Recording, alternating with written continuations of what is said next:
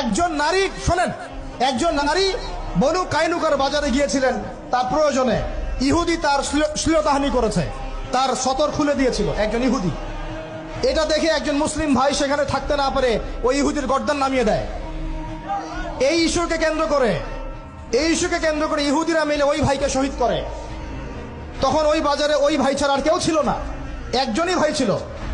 এরপরে এই মামলা আসলো নবীর দরবারে সাল্লাল্লাহু আলাইহি ওয়াসাল্লাম। এটা মদিনার ঘটনা।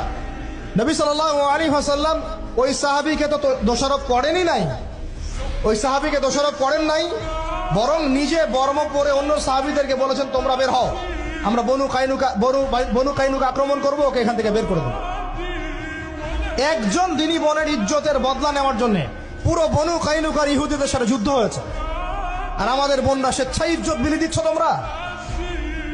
তোমরা হচ্ছে মাটির তলে চলে যাও।